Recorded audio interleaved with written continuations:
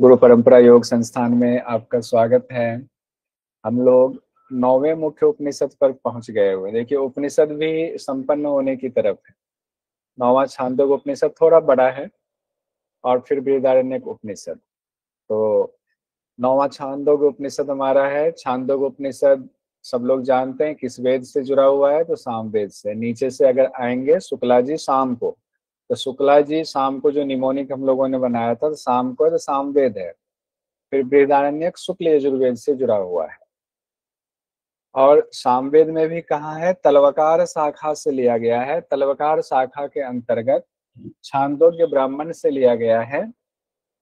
केन उपनिषद भी सामवेद के तलवकार शाखा से लिया गया। ये यहाँ पर नोट में हमने लिखा हुआ है। सामवेद भी कहाँ से है? तलवकार शाखा से है। वो केन उपनिषद भी कहाँ से है? सामवेद के तलवकार शाखा से है। और छांदोग्य उपनिषद भी सामवेद के तलवकार शाखा से है। छांदोग्य उपनिषद छांदोग्य ब्राह्मण है, उसमें 10 अध्याय हैं। उसमें अंतिम के जो 8 अध्याय हैं, शुरुआत के 2 अध्याय छोड़ करके, उसको छांदोग्य उपनिषद कहा जाता है, क्योंकि उसमें ब्रह्म विद्या से संबंधित चीजें हैं। और तो इस तरह से 10 अध्याय में से 8 अध्याय लिया, तो कुल 8 अध्याय हो गए किसके? छांदोग्य उपनिषद के। कितने अध्याय हो गए? कुल 8 अध्याय हो गए। और मंत्रों की संख्या 632 मंत्र हैं। बहुत बड़ा उपनिषद है। 632 मंत्र छांदोग्य उपनिषद में बताया गया है। कहाँ से लिया गया है? फिर से देखिए, सामवेद से और उसके भी तलवकार शाखा से लिया गया है। शांति मंत्र हम लोगों ने अभी पढ़ा, लेकिन शायद रिकॉर्डिंग नहीं था। ओम आप्यायन्तु ममंगानि वाक् प्राण चक्षुः श्रोत्रम अथो बलम इंद्रियाणि च सर्वाणि सर्वं ब्रह्मोपनिषदं माहं ब्रह्म निराकुर्यात् मा ब्रह्म निराकरोत् अनिराकरणम् अस्तु अनिराकरणं मे अस्तु तदात्मनि निरते य उपनिषद सुधर्माः ते मयि सन्तु ते मयि सन्तु। ओम शांति शांति शांति है। ये शांति पाठ है, बहुत सुंदर शांति पाठ है। जो उपासना करने वाले लोग हैं, साधना करने वाले लोग हैं, इस मंत्र से इतना प्रेम करते हैं, इस शांति पाठ से, इसको जरूर पढ़ते हैं, रोज पढ़ते हैं। कहा गया है, इसका अर्थ क्या है? मेरे सारे अंग पुष्ट हों, साधक कह रहा भगवान से प्रार्थना करते हुए। मेरी वाणी, मेरे प्राण, मेरे चक्षु, मेरे कान सब पुष्ट हों। पुष्ट हो मतलब कि सब अच्छी चीजें ही सुने, सभी इंद्रियों को बल प्राप्त हो।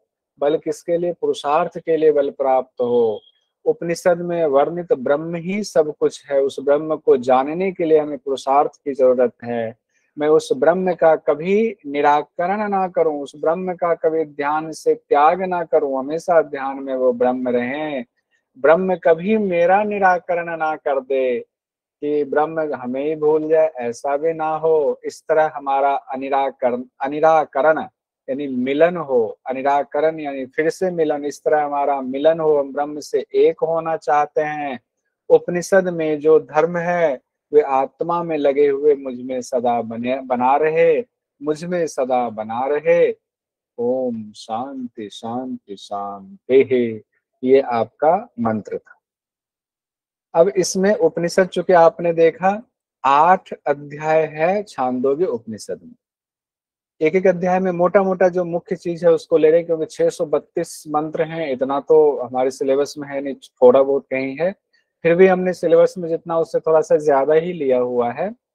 प्रथम अध्याय में 13 खंड बताए गए हैं। इंपॉर्टेंट है, उद्गीत की उपासना और देवता और असुरों की लड़ाई हो जाती है, तो उसमें उद्गीत का क्या इंपॉर्टेंस है वो बताया गया। यहाँ से क्वेश्चन पूछा जाता है, ध्यान रखें। द्वितीय अध्याय में 24 खंड हैं। तृतीय अध्याय में 19 खंड हैं। और 14वां खंड सांडिल्य विद्या है। ये हमारे लिए थोड़ा इंपॉर्टेंट हो जाता है। इसी में मधु विद्या की भी चर्चा है, तो ये भी इंपॉर्टेंट हो जाता है। 17 खंड हैं चतुर्थ अध्याय में, जिसमें राजा जनश्रुति और दैत्य का उपाख्यान है। ये थोड़ा सा हम लोग पढ़ लेंगे इसमें। कि राजा जनश्रुति को रैक के ऋषि ने क्या कहा था, कौन सा ज्ञान दिया था, वो देखेंगे। एक ये भी इम्पोर्टेंट है, सत्यकाम जाबाल की कथा है कि उनको ब्रह्म ज्ञान कैसे मिला। तो यहीं पर 16 कला संपन्न ब्रह्म का व्याख्यान आया हुआ है।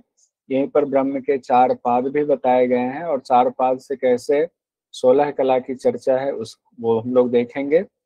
पंचम अध्याय में 24 खंड है छांदोग्य उपनिषद में, और इंद्रिय रूपी जो देवता हैं उनके बीच विवाद की कहानी है, उनकी परीक्षा है, आखिरकार प्राण को सर्वश्रेष्ठ साबित किया गया है। अच्छा, ये जो देवताओं के बीच, शरीर के देवताओं के बीच जो विवाद है, ये और कौन से उपनिषद में हम लोगों ने पढ़ा था, किन्हीं को याद आ रहा है, अभी स्मरण आ रहा है? प्रश्न उपनिषद। प्रश्न उपनिषद में हम लोगों ने पढ़ा। प्रश्न उपनिषद प्राण सर्वश्रेष्ठ है, तो वहां भी इंद्रियों के बीच देवताओं में जो विवाद हो रहा है वो यहाँ भी उसकी चर्चा है, छांदोग्य उपनिषद में भी चर्चा है।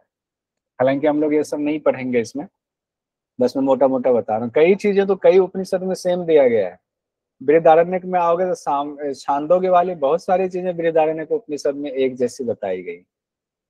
छठे अध्याय में, षष्ठ अध्याय में 16 खंड हैं। इसमें आरुणि का अपने पुत्र श्वेत केतु को उपदेश है, श्वेत केतु के प्रति जो उपदेश है ब्रह्म विद्या का, वो बताया गया है। इसी में तत्वमसी जो महावाक्य है, जिसमें अद्वैत का ज्ञान प्रस्फुटित होता है, तत्वमसी तुम वही ब्रह्म हो, ये छठे अध्याय में है। सप्तम अध्याय में 26 खंड हैं। इसमें नारद जी और सनत कुमार का उपदेश है। नारद जी को सनत कुमार उपदेश दे रहे हैं। हालांकि ये हम लोग पढ़ेंगे नहीं, बस ये मोटा मोटा हमने ये दिया हुआ कि इसमें ये है, अगर आ जाए कि नारद जी को सनत कुमार का उपदेश किस उपनिषद से जुड़ा हुआ है, तो छांदोग्य में इसकी चर्चा है। और ज्यादा किन्हीं को बहुत जिज्ञासा हो तो विस्तृत पढ़ सकते हैं उपनिषद लेकर के। अष्टम अध्याय में 15 खंड है। इंद्र और विरोचन का प्रजापति के पास जाना है, उसकी चर्चा है, वो भी देखेंगे हम लोग। छांदोग्य उपनिषद में छंद का अर्थ होता है आच्छादित करने वाला, ऐसा ज्ञान जो आपके अज्ञान को खत्म कर दे और आच्छादित हो जाए, तो छांदोग्य उपनिषद हुआ। दो महत्वपूर्ण विषय हमारी परीक्षा की दृष्टि से उद्गीत और सांडिल्य विद्या है, दोनों को हम देखेंगे, उद्गीत और सांडिल्य विद्या क्या है।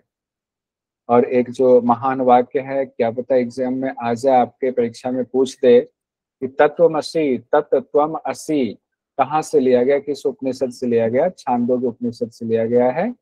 तुम ही वह ब्रह्म हो। ये छठे अध्याय में अरुण ऋषि हैं, अपने पुत्र श्वेत केतु को आत्म तत्व का उपदेश दे रहे हैं, उस संदर्भ में ये बात आई हुई है। अब इसमें छांदोग्य उपनिषद में जो कुछ रोचक कथाएं, बहुत सारी रोचक कथाएं, कुछ रोचक कथाओं की चर्चा हम लोग देखते हैं। उद्गीत और ब्रह्म ज्ञान की व्याख्या रोचक कथाओं के जरिए हुआ है, जिसमें हो सकता है किस किस के बीच संवाद किस ग्रंथ में है, ये भी पूछा जाए। तो राजा जनश्रुत और छकरागाड़ी खींचने वाले रैक के ऋषि हैं, उनके बीच में आत्मज्ञान के बारे में चर्चा है। जो गाड़ीवान जो रैक के हैं, ये आपको यूट्यूब पर भी कुछ वीडियो जो है बड़े सुंदर इसका वीडियो बनाया गया, फिल्म बनी है, छोटी छोटी फिल्म बनी हुई है इस पे, रैक के ऋषि पे। तो वो भी आप चाहें तो यूट्यूब से सर्च मार के देख सकते हैं, इंटरेस्ट आपका बढ़ेगा। सत्यकाम जाबाल को आत्मज्ञान मिल रहा है एक बैल से, अग्नि से, हंस से, मुदगु पक्षी से, ये बारे में है। लेकिन जब उनका ज्ञान तब तक पक्का नहीं हो रहा है, ज्ञान तो हो गया है लेकिन पक्का उनको गुरु से ज्ञान चाहिए, तो गुरु ने भी वही ज्ञान दिया, फिर वो पक्का हो गया। गौतम को क्षत्रिय राजा प्रवाहन जयबल शिक्षा देते। देखिए, ज्ञानी कोई भी हो सकते हैं, जरूरी नहीं वो ब्राह्मण हो, क्षत्रिय हो, क्या हो, ज्ञान एक अलग चीज है, इनका जाति से कोई लेना देना नहीं है। तो गौतम को क्षत्रिय राजा प्रवाहन जयबल शिक्षा देते हैं। जाबाल अलग है, जयबल अलग है। 5 गृहस्थ ऋषि की चर्चा आई है, उद्दालक, आरुणि समेत ये जितने हैं, तो अश्वपति कैकेयी के पास आत्मज्ञान की शिक्षा के लिए जाते हैं। ये सब इसमें चर्चा है छांदोग्य में, इसलिए हम कह रहे हैं। देवराज इंद्र और असुरराज विरोचन अपने पिता प्रजापति से शिक्षा प्राप्त करने गए, और इसी में देवराज नारद और सनातन बालक सनत कुमार से शिक्षा ले रहे हैं। उनके बीच ब्रह्म विद्या का आदान प्रदान है। अब उपनिषद का आरंभ ओम से किया जाता है। उपनिषद का आरंभ किससे हो रहा? ओम से। ओम इति एतत् अक्षरम उद्गीतम उपासीत ओम इति उद्गायति तस्योप्याख्यानम। अब यहाँ उद्गीत की उपासना का बताया गया। उद्गीत की उपासना ही सब कुछ है, ओम ही सब कुछ है, तो उद्गीत की उपासना ही सब कुछ है। ओम इस एक अक्षर में इतनी ताकत है कि उद्गाता भी कोई यज्ञ करते हैं, सामगान करते हैं, तो उच्चारण पहले ओम का करते हैं, फिर सामगान करते हैं। तो उसी ओम की साधना करनी चाहिए, उसी की व्याख्या की जा रही है। ओम को इतना बताया गया कि सबका रस वो ओम ही है। ओम सबका सार है, सबका रस ओम कहा गया है। सब जीवों का सार वैसे शुरुआत से ऐसे स्टेप बाय स्टेप समझाया जा रहा है। सब जीवों का सार पृथ्वी है, पृथ्वी का सार जल है, जल का सार औषधि है, औषधि का सार पुरुष है, पुरुष का सार वाणी है, वाणी का सार कहा गया ऋग्वेद है, ऋग्वेद का श्लोक, ऋग्वेद का अर्थ, ऋग्वेद के श्लोक का सार सामवेद है, और सामवेद के गान का सार, सामवेद की शुरुआत भी किससे होती है? उद्गीत से होती है। तो जो सबसे उत्तम बताया गया उसका भी सार उद्गीत है। तो अर्थात उद्गीत सभी रसों में सर्वोत्तम रस है। तो एक क्वेश्चन आपका बन गया, सर्वोत्तम रस कौन है? तो उद्गीत सर्वोत्तम रस है।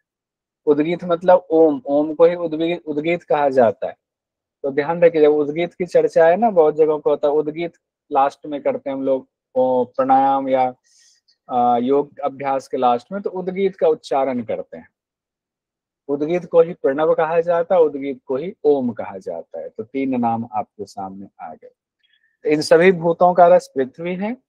फिर से देखिए, पृथ्वी का रस जल है, जल का रस औषधि है, औषधि जल का ही परिणाम है, इसलिए कहा गया है औषधि का रस। क्योंकि हम लोगों ने पढ़ा था ना, पृथ्वी पर बारिश हुई तो औषधि उत्पन्न हुई, इसीलिए कहा गया। औषधियों का रस पुरुष है, क्योंकि पुरुष नरदेह यानी अन्न का परिणाम होता है, इसीलिए औषधियों का रस पुरुष को कहा गया। उस पुरुष का रस वाणी है, यानी वाक है, क्योंकि वाक के बिना सब सारभूत नहीं होती है चीजें, तो वाक बहुत सार वस्तु है। वाणी का रस ऋक है, जो ऋग्वेद जिन्होंने नहीं पढ़ा हुआ है, जिन्होंने वेद नहीं पढ़ा हुआ है, वो अच्छे से अपनी वाणी को भी प्रेजेंट नहीं कर सकता। और ऋग्वेद का सार यानी रस साम है, और साम का रस क्या है? उद्गीत यानी ओंकार है। तो सबका रस क्या हुआ? ओंकार। एग्जाम की दृष्टि से ओंकार आपका हो गया। अब आगे क्या कहा जा रहा है छांदोग्य उपनिषद में? वाणी ही ऋक है, प्राण ही साम है, अक्षर ओम उद्गीत है। वाणी ही क्या है? ऋक है, प्राण ही साम है, और अक्षर ओम ही उद्गीत है। दो जोड़ा लिया गया है। वाणी और प्राण का जोड़ा एक हुआ, और ऋक और साम का जोड़ा है, इनके संयोग से ओंकार बना हुआ है। यानी ओंकार में ऋक भी है और साम भी है। ओंकार में क्या है?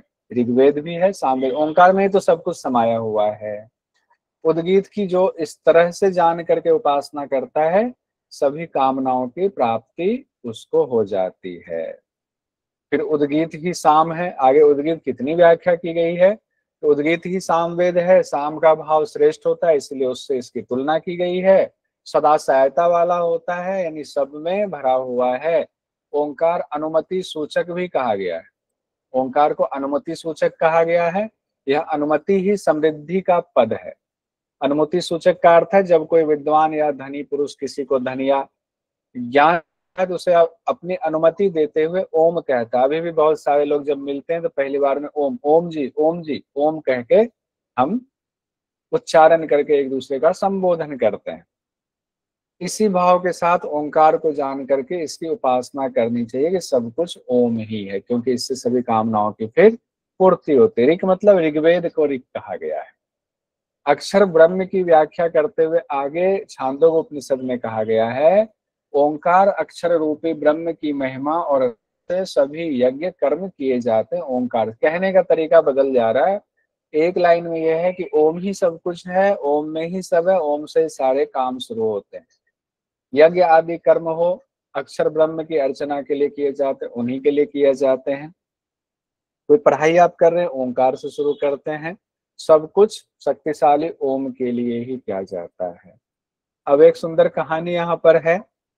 कहानी से, चूंकि बहुत सारी चीजें थोड़ा आध्यात्मिक इतना होता है ना, लगता है कि ये चीज समझ में नहीं आ रहा, ये सांस्कृतिक शब्द समझ में नहीं आ रहे हैं, तो कहानी बीच में डाला हुआ। देखिए कहानी है, छांदोग्य उपनिषद में प्रजापति के दो पुत्र हुए, देवता और असुर, दोनों में किसी बात पे युद्ध हो गया। और देवता लोग क्या करेंगे, तो उद्गीत का अनुष्ठान करने लगे। उद्गीत का अनुष्ठान करेंगे तो असुरों को हरा देंगे। उद्गीत का अनुष्ठान से क्या होगा, देवता लोग हरा देंगे। अब उद्गीत की उपासना जो सीक्वेंस में जैसे की जा रही, एग्जाम के लिए भी ये महत्वपूर्ण हो जाता है। तो सबसे पहले देवताओं ने नासिका में उद्गीत की उपासना शुरू कर दिया। नासिका में करते, नासिका में जो प्राण है उसके रूप में उद्गीत की उपासना शुरू कर दी। तो असुरों ने उसे पाप से युक्त कर दिया। जहां जहां ये उपासना करने जाए वहां वहां असुर पहुंच जाए और विघ्न फैला दे। अब यहाँ कहा गया है कि इसीलिए चूंकि नासिका के प्राण में उद्गीत की उपासना सफल नहीं हुई, वहां असुर पहुंच गए, इसीलिए नासिका सुगंध दुर्गंध दोनों को सूंघता है, क्योंकि वो पाप से बिंध गया। फिर देवता लोग क्या कर रहे हैं, वाणी के पास पहुंचे, वाणी से उद्गीत की उपासना करने लगे। असुर वहां भी पहुंच गए और पाप से वाणी को भी छिन्न भिन्न कर दिया, वाणी में भी घुस गए। इसलिए वाणी में सत्य और झूठ दोनों का मिश्रण हो गया, क्योंकि वाणी भी पाप से बिंद गई हुई है। आगे देखिए ऐसे सीक्वेंस आ रहा है, पहले नासिका पर आया, फिर उससे नीचे आया वाणी, फिर उससे ऊपर आंख में जाएंगे, फिर उसके बाद कान में जाएंगे, फिर उसके बाद मुख्य प्राण पर जाएंगे। ये सीक्वेंस देखिएगा यहाँ पर, क्योंकि एग्जाम में सीक्वेंस पूछा जाता है पहले किससे किया है। तो जैसे उत्पत्ति पहले हम लोगों ने पढ़ा ना, ऐत्रेय उपनिषद में उत्पत्ति जैसे पहले वाणी, फिर नाक, फिर आंख, कान, ऐसे। तो इसमें ऐसा नहीं है। यहाँ उद्गीत की उपासना देवताओं ने कैसे किया, पहले नासिका के प्राण में, फिर वाणी द्वारा, फिर चक्षु, फिर श्रोत कहा गया, फिर मुख्य प्राण, ऐसे। अब सीक्वेंस में देखिए, नासिका हमने देख लिया, वाणी से देख लिया हुआ है। अब देखिए फिर क्या है, देवताओं ने चक्षु से उद्गीत की उपासना शुरू की। असुरों को पता चल गया, उन्होंने वहां भी बिंद दिया, वहां भी फैला दिया पाप को। तो इसीलिए आंखें अच्छी के साथ साथ बुरी चीजें भी देखने लगी। फिर देवताओं ने क्या किया, आंख के बाद आ गया कान के पास। तो देवताओं ने कान से उद्गीत की उपासना शुरू की, तो उसको भी बिंद दिया असुरों ने, उसको भी बिंद दिया। हाँ, मन भी है, असुरों ने उसको भी बिंद दिया पाप से। इसीलिए कान भी अच्छी और बुरी बातें सुनने में समर्थ होगी, दोनों चीजें सुनती। फिर इसके बाद कान के बाद एक और चीज आता है, कान का मुख्य प्राण से पहले यहाँ पर मन में आया कि मन के रूप में उद्गीत की उपासना शुरू कर दी। तो असुर कहाँ मानने वाले थे, वो मन में भी पाप फैला गए। इसीलिए हमारे मन में भी अच्छी और बुरी दोनों बातें आती। अब यहाँ तक देखिए, यहाँ तक हो गया, अच्छा याद दिलाया। पहले नाक से शुरू किया, सबसे ऊंचा यही है ना, मुंह में पूरे चेहरे, नाक से शुरू किया उद्गीत की उपासना, नाक में स्थित प्राण में। फिर वाणी से उद्गीत की उपासना, फिर चक्षु से उद्गीत की उपासना, फिर कर्म से उद्गीत की उपासना, फिर मन से उद्गीत की उपासना। यहाँ तक पहुंच गए तो 1 2 3 4 और मन, 5 चीजों से उद्गीत की उपासना की। और असुरों ने पांचों को बिंद दिया। फिर देवताओं के पास एक उपाय हुआ, चलो एक और देखते हैं। तो मुख्य प्राण से देवताओं ने उद्गीत की उपासना शुरू की। मुख्य प्राण से इंपॉर्टेंट हो जाता है। तो मुख्य प्राण को बिंदने के लिए पहुंच गए वहां पर राक्षस लोग, असुर लोग फिर से, लेकिन वो उसको नहीं बिंद पाए। तो यहाँ बहुत सुंदर लाइन लिखी हुई है, जैसे पत्थर पर कोई मिट्टी का ढेला मारा जाए तो वो चूर चूर हो जाता है, वैसे ही यहाँ पर आकर के असुर लोग हार गए। उनका जो भी अस्त्र शस्त्र था सब मुख्य प्राण के सामने ध्वस्त हो गया। तो देवताओं की विजय हो गई। तो मुख्य प्राण में जब उद्गीत की उपासना की तो देवताओं की विजय हुई। तो यहाँ तक ये बात कंप्लीट हो गई। एक क्वेश्चन देखिए, दिसंबर 2024 में पूछा गया, छांदोग्य उपनिषद के अनुसार देवताओं द्वारा उद्गीत उपासना को क्रमबद्ध करें। चक्षु से, नासिका से, वाणी से, मन से, श्रोत से। अब यहाँ पर क्रमबद्ध करना, पहले बी वाला होगा, नासिका, फिर वाणी में, फिर वाणी हो गया, फिर आँख हो गया, फिर सेकंड कान हो ऑप्शन गया, सर, फिर मन हो सेकंड गया, ऑप्शन। फिर मुख्य प्राण हो गया। मुख्य प्राण नहीं दिया है तो क्या होगा, बी हो गया नासिका, फिर वाणी। बी और सी किस में है, अच्छा एक में, सेकंड बी और सी। फिर चक्षु से, और फिर कर्ण से यानी श्रोत से, फिर मन से कहा गया। तो ये ऑप्शन हमारा सही है। कौन सा सर ऑप्शन ये सही है? हाँ उदित पूछ जी। लो, हाँ पूछ मतलब लीजिए। मुख्य प्राण का कोई स्थान नहीं बताया है क्या? जैसे नहीं, हाथ वो का मुख हो का गया। स्थान नहीं बताया, बस इतना ही कहा है, मुख्य प्राण से उद्गीत की उपासना किया, इतना ही बताया। एक क्वेश्चन देखिए, ये पूछा गया, ये भी दिसंबर 24 का ही क्वेश्चन है। छांदोग्य उपनिषद के अनुसार असुरों द्वारा इनमें किसकी उपासना उद्गीत के रूप में करके पाप मुक्त नहीं हुआ जा सका? असुरों, प्रमुख असुर भी वहां मुख्य प्राण। मौजूद, प्राण था। मुख्य तो प्राण।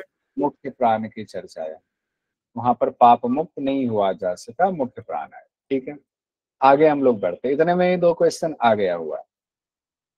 अब प्राण के रूप में उद्गीत की उपासना का वर्णन है कि 4 ऋषियों का नाम लिया गया, 4 महान गुरु हुए, उनके द्वारा प्राण के रूप में उद्गीत की उपासना का वर्णन। एक है अंगिरा ऋषि, दूसरे हैं बृहस्पति देव, और तीसरे हैं आयास ऋषि, और चौथे हैं दल्भ ऋषि के पुत्र वक ऋषि। दल्भ ऋषि के पुत्र वक ऋषि, ये 4 चीजें कही गई। अंगिरा ऋषि, बृहस्पति देव, आयास और दल्भ ऋषि के पुत्र बक ऋषि। ये याद रखिएगा कि इन 4 ऋषियों ने या संतों ने या महान गुरुओं ने उद्गीत की उपासना की, जिसका वर्णन छांदोग्य उपनिषद में है, वो ये 4 नाम है। अंगिरा ऋषि ने उद्गीत की उपासना की तो उनके नाम पर नाम पड़ गया हुआ आंगिरस। कहते हैं मुख्य प्राण के रूप में ओंकार की ही उपासना की थी अंगिरा ऋषि ने, इसीलिए प्राण को आंगिरस भी कहा जाता है, क्योंकि यह संपूर्ण अंगों का रस है, संपूर्ण अंगों का आधार कहा गया है। ये एक इंपॉर्टेंट चीज है। आगे बृहस्पति देव की चर्चा आई है, तो बृहस्पति देव के बारे में कहा गया, उन्होंने भी मुख्य प्राण के रूप में उद्गीत की उपासना की, इसीलिए प्राण को बृहस्पति भी कहा जाता है, प्राण को बृहस्पति कहा जाता है। अब बृहस्पति का शब्द का अर्थ भी संधि विच्छेद करके बताया गया। बृहति मतलब वाक होता है, पति मतलब प्राण, तो इज इक्वल टू उद्गीत कहा गया है, तो वाक और प्राण मिलाकर के उद्गीत होता है। तीसरे ऋषि कौन हुए?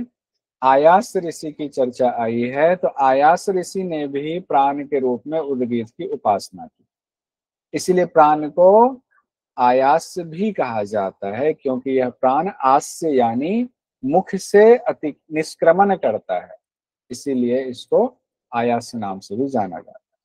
अब चतुर्थ में आ गए, कौन आ गए? दल्भ ऋषि के पुत्र वक ऋषि आ गए। इन्होंने भी प्राण के रूप में उद्गीत की उपासना की, और कहाँ पर उपासना किया इन्होंने? नैमिषारण्य में इन्होंने उपासना की थी, कि ऋषियों की कामनाओं की पूर्ति के लिए उद्गान किया था दल्भ ऋषि के पुत्र बक ऋषि ने। किसने? बक ऋषि ने। तो ये भी दल्भ ऋषि के पुत्र बक ऋषि का भी नाम आ गया। इनके लिए वो बात नहीं आई है कि इनके नाम पर है, ये इसमें नहीं है। सर इसका अब एक, निमोनिक, हाँ बताइए। सर निमोनिक, इसका निमोनिक तौर पे ए बी याद रख सकते हैं। एक क्वेश्चन देखिए आया 21 फरवरी 2023 को पूछा गया।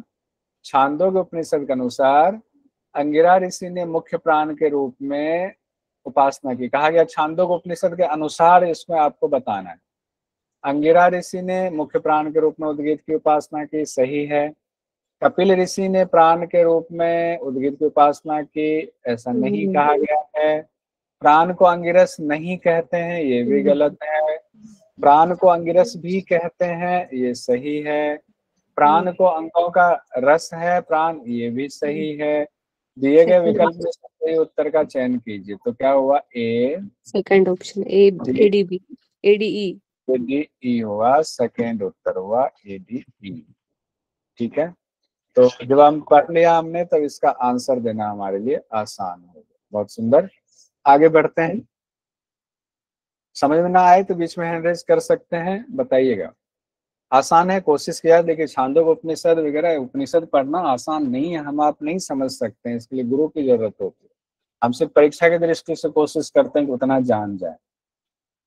आगे प्रथम अध्याय के तृतीय खंड में पहुंचे हैं, जहां पर ओम की आधि दैविक उपासना का वर्णन किया गया, जिसमें कहा गया है तप, शील, आदित्य के रूप में उद्गीत की उपासना करनी चाहिए। किसके रूप में?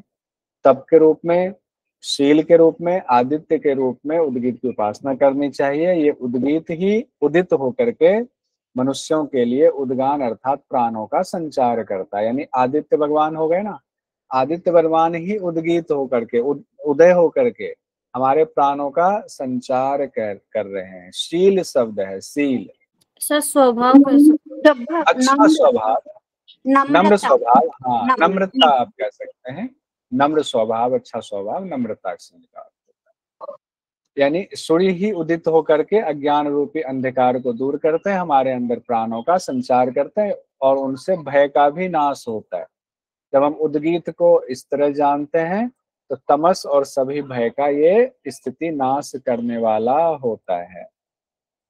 अब जैसे सूर्य उदित होते अंधकार भय का नाश होता है, तो उसी तरीके से अगर उद्गीत की उपासना करते हैं तो वो मनुष्य भी भय और अंधकार रूपी, भय और अज्ञान रूपी अंधकार का उसका नाश हो जाता है, उससे परे हो जाते हैं। तो इसीलिए सूर्य की उपासना उद्गीत के रूप में करनी चाहिए। अब जो बाकी ग्रंथों में भी कहा जाता है, यहाँ भी कहा गया, यह प्राण और वह सूर्य दोनों समान है। हमारे अंदर जो प्राण है और जो भगवान सूर्य है, उन्हीं से इसकी डोर बंधी हुई है, दोनों समान है। क्योंकि ये प्राण भी उष्ण है, जब प्राण जाता है तो शरीर ठंडा हो जाता है। वो सूर्य भी उष्ण है, हमारी एनर्जी वहीं से जुड़ी हुई है। तो प्राण को स्वर भी कहा जाता है और उस सूर्य को भी स्वर कहा जाता है या प्रत्याह स्वर कहा जाता है।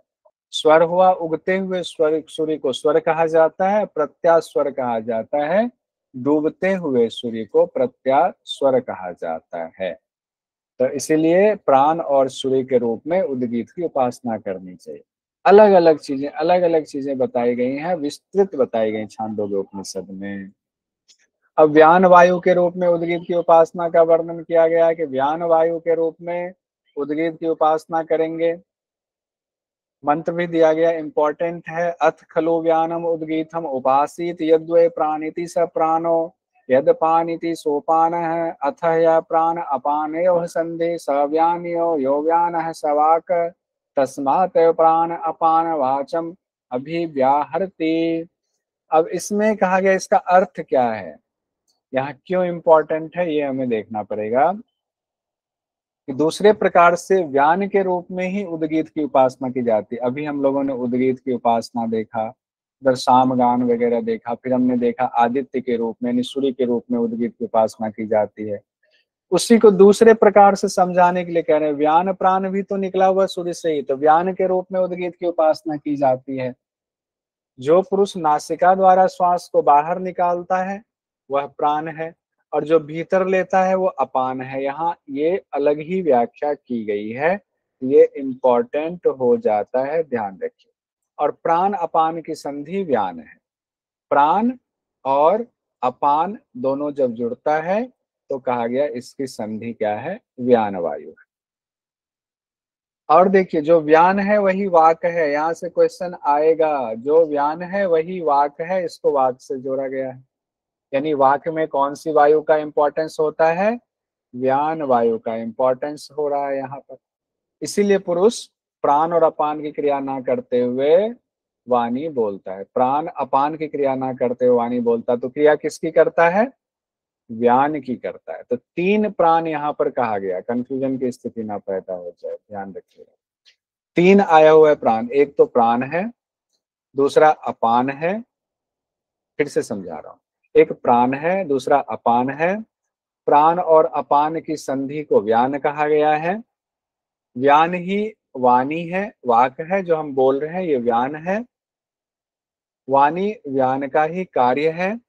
यानी वाणी जो हम बोल रहे हैं कौन से प्राण से निष्पन्न हो रही है, संपादित हो रही है, वाणी व्यान प्राण से संपन्न हो रही है।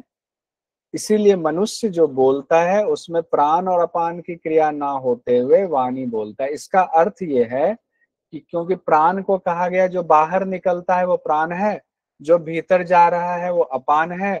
जब हम बोल रहे होते हैं तो एक तरह से कुंभक की स्थिति होती है, तो उस समय प्राण अपान की क्रिया का इंपॉर्टेंस ना होते हुए उस समय कुंभक की क्रिया का इंपॉर्टेंस होता है।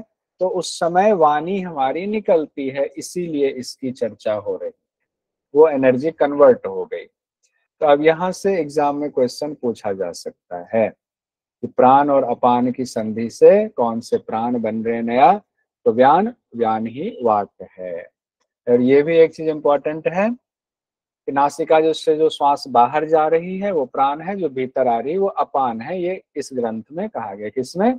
छांदोग्य उपनिषद में इस बात की चर्चा है। ये इंपॉर्टेंट। अच्छा, एक क्वेश्चन भी आया हुआ है। मतलब ये कि वाणी बोलने के दौरान श्वास ना अंदर आ रही है ना बाहर जा रही है, ना प्राण की क्रिया हो रही ना अपान की क्रिया हो रही है, दोनों इस दौरान दोनों का संगम रूप व्यान की क्रिया संपन्न हो रही है। व्यान की क्रिया संपन्न हो रही है तभी वाणी बोल रहे हैं।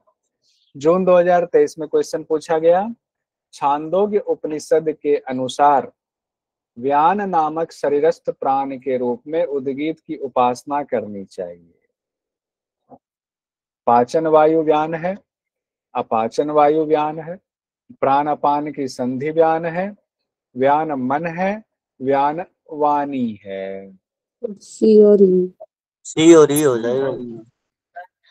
प्राण प्राण अपान संधि और वाणी, संधि और वाणी। और व्यान ही वाणी है, व्यान ही वाणी कहा गया है।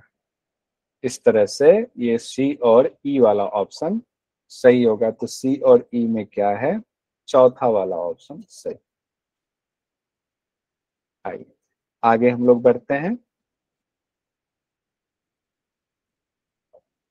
अब उद्गीत के अक्षरों से ही उद्गीत की उपासना कैसे की जाएगी उसका वर्णन है। कैसे उद्गीत के बारे में क्या कहा गया है, उद्गीत के शब्द अक्षर से उद्गीत की उपासना का। उत, गी और थ तीन पार्ट में उद्गीत को बांटा गया है। उत कहा गया प्राण का पर्याय है, क्योंकि प्राण की शक्ति से प्राणी उठते हैं, तो उत हुआ उठना। गी, वाणी ही गी है जो निकल रहा है। गी मतलब गिरना, वाणी को गिरना कहते हैं। वाणी बाहर निकल रही है तो वाणी गिर रही है। थ को अन्न कहा गया, थ अक्षर अन्न है। थ अक्षर क्या है? अन्न है।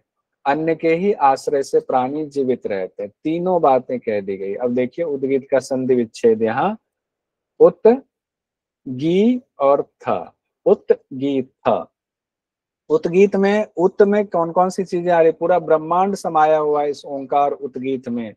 अच्छे से देखिए, उत में क्या आ रहा है? प्राण आ रहा है, द्योलोक आ रहा है, आदित्य, सामवेद, उद्गाता। गी में क्या आ रहा है? वाणी, अंतरिक्ष, वायु, यजुर्वेद और यज्ञ आ रहा है। ख में अन्न, पृथ्वी, अग्नि, ऋग्वेद और देवता है। ये तो हो गया सीधे सीधे हम लोगों ने पांच पांच चीजें देखी। अब यहां से देखिए, प्राण, वाणी और अन्न। प्राण, वाणी, हाँ ये एक सेकंड। प्राण, वाणी और अन्न, इन तीनों में कौन हो गया? प्राण हुए उत, गी हो गए वाणी, अन्न हो गए थ।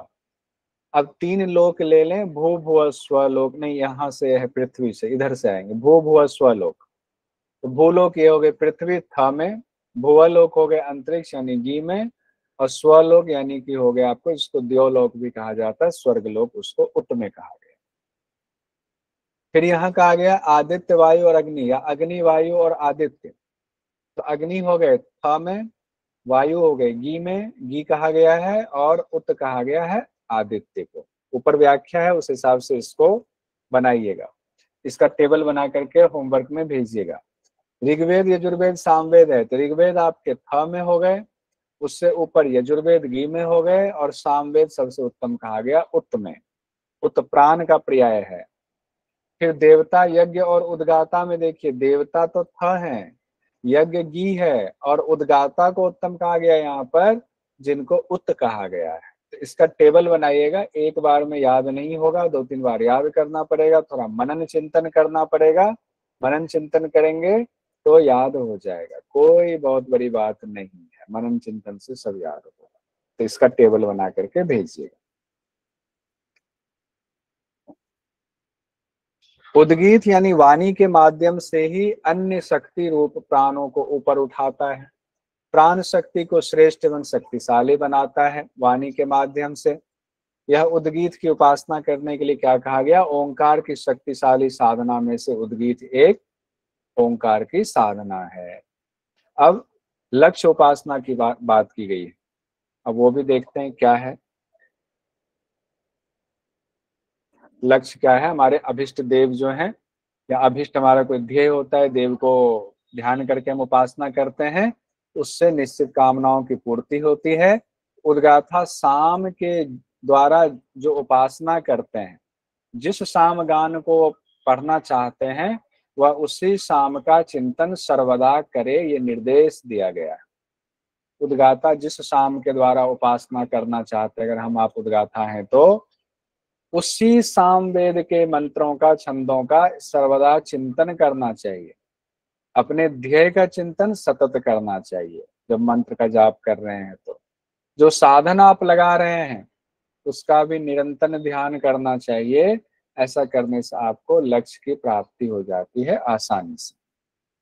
छांदोग्य उपनिषद में और क्या कहा गया है?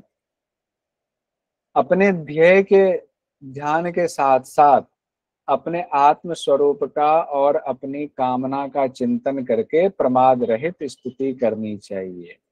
उस ओंकार से, उस ब्रह्म से जिस सामगान को आप कर रहे हैं उसका तो करेंगे ही चिंतन। वो गुरु बताएंगे कि उसमें किन किन चीजों का ध्यान रखना है, किस ऋषि ने उस मंत्र को, मंत्र दृष्टा ऋषि कौन है, कौन से देव हैं, आपका कामना क्या है, उन सब को ध्यान वहीं पर हो और किसी चीज पर ना हो। जब इस तरह से हम परमात्मा की स्तुति करते हैं तो इच्छित फल की प्राप्ति होती है। सकाम कर्म में ये बात कही जा रही है, इच्छित फल की प्राप्ति तब हो। ध्यान देने वाले योग्य क्या बातें हैं? मंत्र से स्तुति करते समय अपने इष्ट देव का ध्यान तो करेंगे ही। मंत्र जिस ऋचा में हो उस ऋचा का ध्यान करना है। मंत्र को जिस ऋषि ने देखा है सबसे पहले, मंत्र दृष्टा ऋषि कहा जाता है, उनका ध्यान करना है। मंत्र के कोई देवता होते हैं उस देवता का ध्यान करना है। मंत्र के छंद आदि का स्मरण करना चाहिए, उसी में डूबे रहना चाहिए, तब मंत्र जो है फलित होता है। तो मंत्र का, अब आज से कोई मंत्र का जाप करेंगे किसी उपासना के लिए तो इसका ध्यान कीजिएगा। अब प्रथम अध्याय के चतुर्थ खंड में आते हैं। एक और कहानी यहाँ पर दी हुई है ओम की व्याख्या को समझाते हुए कि देवताओं को भी मृत्यु का भय सताने लगा तो उन्होंने क्या किया, वेदों के ज्ञान में आश्रय ले लिया। वेदों का ज्ञान पूरा कंठस्थ कर लिया, वेदज्ञ हो गए, वेदों के छंद का आवरण ओढ़ लिया, उसी में मंत्र जाप करने लगे। हम तो वेदज्ञ हैं। तो वो सोच रहे हैं कि मृत्यु हमें देख नहीं पाएगा क्योंकि हम तो वेद पढ़ रहे हैं और वेद तो भगवान की वाणी है, वेद भगवान है खुद। लेकिन मृत्यु ने उनको देख लिया। जैसे जल में छिपी मछली को देख लिया जाता है वैसे ही वेदों के छंद में छिपे देवताओं को मृत्यु ने देख लिया। देवता लोग कांपने लगे, अब क्या होगा, मृत्यु देव ने, यमराज जी ने देख लिया। तो देवताओं में हलचल मच गई। सभी देवताओं ने कहा अब यहाँ से भागो भागो भागो। तो वहां से निकल करके उन्होंने ओम की ध्वनि में आश्रय ले लिया। कहाँ लिया? ओम की ध्वनि में आश्रय ले लिया। तो जब भी व्यक्ति तीनों वेदों को सीखता है तो सबसे पहले ओम का उच्चारण करता है, क्योंकि ओम अभय है, भय रहित है। और देवता लोग इसी ओम में छिप करके, उसी ओम के सहारे छिप करके अमर हो गए। देवता लोग अमर कैसे हुए? उस उद्गीत, उस ओम में छिप करके देवता लोग अमर हो गए। तो ये भी छोटी सी कहानी बताया हुआ है। जो इस तरह से उद्गान करता है, उद्गीत को समझता है, ओंकार को समझता है, फिर उपासना करता है, वह अमर हो जाता है, वह अभय हो जाता है। तो ओम ही उद्गीत है, ऊपर से पढ़ते आ रहे हैं ओम ही उद्गीत है, ऐसा जान करके इसकी उपासना करना चाहिए। कीजिए उपासना सब। अब ओम के बारे में देखिए और बात कही गई है। भगवान सूर्य भी ओम का जाप करते हैं, वहां से भी ध्वनि निकलती है। क्योंकि ओम एक स्वर है, फिर यह अक्षर अमृत और अभय रूप ब्रह्म का ही प्रतीक है। देवतागण क्या करते हैं? ओम में ही प्रविष्ट होकर के अमृत और अभय प्राप्त होते हैं, जो ऊपर हमने देखा। हमेशा ओम का ही गान सूर्य देव भी करते हैं। तो सूर्य भगवान से जो ध्वनि निकलती है ओंकार की ही ध्वनि निकलती है। सूर्य से ओम की ध्वनि निकलती रहती है, नहीं, सूर्य हमेशा ओम का ही जाप करते रहते हैं। इतनी बड़ी बात कही गई है। और हम लोगों ने एक साइंस में ऐसा कहा जाता है कि शायद नासा ने कोई प्रोब वगैरह भेजा था तो उसमें भी जो ध्वनि निकली थी, वो उसकी ध्वनि को जब यूट्यूब पे है सुनोगे तो ऐसा लगेगा ओम की ध्वनि निकल रही। अब छांदोग्य उपनिषद के मंत्र में बात कही गई है प्रथम अध्याय के पंचम खंड में। एक सेकंड, अथ खलु य उद्गीतः स प्रणवो यः प्रणवः स उद्गीतः इत्यसो वा आदित्य उद्गीत एष प्रणव ओम इति ह्येष स्वर नेति। जो उद्गीत है वही प्रणव है, ठीक है, अच्छी बात है, उद्गीत ही प्रणव है, और जो प्रणव है वही उद्गीत है। उद्गीत स प्रणवो यह प्रणव स उद्गीत, प्रणव उद्गीत है, उद्गीत प्रणव है। यह सूर्य ही उद्गीत है, वही प्रणव है, क्योंकि यह गमन करते हुए उद्गीत का ही उच्चारण करता है। कौन गमन करते हुए उद्गीत का उच्चारण करता है? भगवान सूर्य। अब ये क्लियर हो गया, भगवान सूर्य ओम का उच्चारण करते रहते हैं, हम लोग भी करते हैं। जो उद्गीत गाने योग्य परमात्मा है वही परम ओंकार है, यानी प्रणव उद्गीत परमात्मा के ही वाचक हैं। तस्य वाचकः प्रणवः, यहीं से तो ये चीजें साबित हो जाती हैं, प्रणव ओम ही है। तस्य वाचकः प्रणवः, ये योग दर्शन में भी कहा गया है। कौन से पाद में कहा गया योग दर्शन के? उस पाद का नाम क्या है? समाधि सर। समाधि पाद। आदि पाद प्रथम पाद में ही कहा गया है। सूर्य ही उद्गीत है, सूर्य ही परमात्मा है, सूर्य ही ओम है, ऐसी भावना करते हुए ओम की उपासना करनी चाहिए। सब में विशेषता बता रहे हैं। अब आगे हम लोग बढ़ते हैं। अब एक छोटी सी कहानी और आई। भगवान सूर्य को अगर हम ओम माने, उद्गीत माने, उन्हीं के स्वरूप में हैं, तो एक कौशिकी ऋषि हुए, कौशितकी ऋषि हुए। कौशितकी ऋषि ने भी सूर्य के रूप में उद्गीत की उपासना की।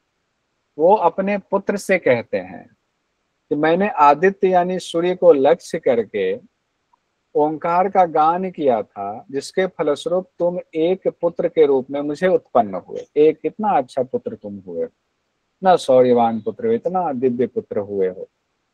अब तुम हे पुत्र, अगर तुम सूर्य से निकलने वाले सूर्य की रश्मियों का ध्यान करो तो निश्चय ही तुम्हें बहुत से पुत्रों की प्राप्ति होगी, दिव्य पुत्रों की प्राप्ति होगी। कौन से ऋषि ये बात कह रहे हैं? कौशितकी ऋषि ये बात कह रहे हैं अपने पुत्र से। और यहाँ देखिए तस्वीर भी एआई ने बहुत सुंदर तस्वीर बनाई है। ऋषि बैठे हुए हैं, यहाँ पर उनके शिष्य बैठे हैं, पुत्र भी होंगे, और पीछे जो है सूर्य देव की सुंदर सी तस्वीर भी जो है ऐसे एकदम सूर्य की दी। अब आगे देखते हैं। अब ये जो उपासना हुई है, सूर्य की उपासना पुत्र के लिए कहा, तो इसको ओंकार की आधि दैविक उपासना के नाम से कहा गया। आदित्य की उपासना कर रहे हैं, जब पुत्र के लिए किया हुआ है तो ओंकार की आधि दैविक उपासना कहते हैं इसको। यानी ओम रूपी सूर्य की उपासना करके ऋषि ने संतान प्राप्त किया, इसीलिए ऋषि अपने पुत्र को सूर्य की किरणों को लक्ष्य करके ओंकार की उपासना करने का उपदेश दे रहे हैं। इस सूर्य की शक्ति का प्रदर्शक है, इसको आधि दैविक उपासना कहा गया। आधि दैविक उपासना हुई तो आध्यात्मिक उपासना में फिर क्या अंतर है?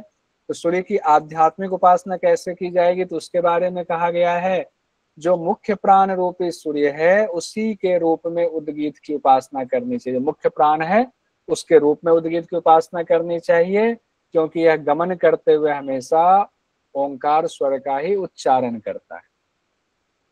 ये आध्यात्मिक उपासना हो जाएगा। अब परब्रह्म के रूप में उद्गीत की उपासना के बारे में क्या कह रहे हैं? छांदोग्य उपनिषद में क्या कहा जा रहा है वो देखिए। ऋग्वेद और सामवेद उसी पुरुष यानी परमात्मा का वर्णन करते हैं। ऋग्वेद और सामवेद की जितनी चर्चा हुई है उसमें उसी परमात्मा की, उसी ब्रह्म की, उसी ओंकार, उसी प्रणव, उसी उद्गीत की का वर्णन किया गया। परमात्मा को उद्गीत कहा गया है, और उस उत का गान करने वाले को उद्गाता कहा जाता है। उद्गाता शब्द कहाँ से आया? वो शब्द उत से आया हुआ है, जो हम लोगों ने संधि विच्छेद किया हुआ था उत गीत का, उसमें उत से उद्गाता बने, क्योंकि वो गान करते हैं परमात्मा का। वो परमात्मा सूर्य से ऊंचे लोकों और देवताओं का भी नियामक है। जो लोक ऐसे हैं जो कहते हैं सर्व से उत्तम लोक सत्य लोक कहा जाता है। देवता लोग स्वर्ग लोक में रहते हैं, तो जितने ऊंचे के लोक हैं सबका जो संचालन हो रहा है, सब में जो शक्तियां व्याप्त हैं वो उस उद्गीत से, ओंकार से ही हो रही है। वह परब्रह्म देवों की कामनाओं का पूरक, हमारी कामनाएं भी वही पूर्ण कर रहे हैं, देवताओं की कामनाएं भी वही परब्रह्म पूरी कर रहे हैं, तो ऐसा नहीं है परब्रह्म कहीं अलग से किसी जगह बैठे, हर जगह मौजूद है। अब द्वितीय अध्याय के 7वें खंड में एक बात आई हुई है, प्राणेषु पंचविधम परो वरीयः सामोपासीत, प्राणो हिंकारो वाक् प्रस्ताव चक्षु उद्गीतः श्रोत्रम प्रतिहारो मनो निधनम परो वरीयासी वा एतानी। ये भी इंपॉर्टेंट हो जाता है, ये भी मंत्र इंपॉर्टेंट है। अब यहाँ पर प्राणों में 5 प्रकार से साम की उपासना का विधान बताया गया, जो एक दूसरे से श्रेष्ठता के क्रम में है। श्रेष्ठ प्राणों में प्रथम होने के कारण प्राण घ्राणेन्द्रिय हिंकार है। अब इसका बड़ा विशद अर्थ है जो मेरी क्षमता से बाहर है समझाना, लेकिन कोशिश करते हैं जितना समझ करके लिख पाए उतना आपके सामने।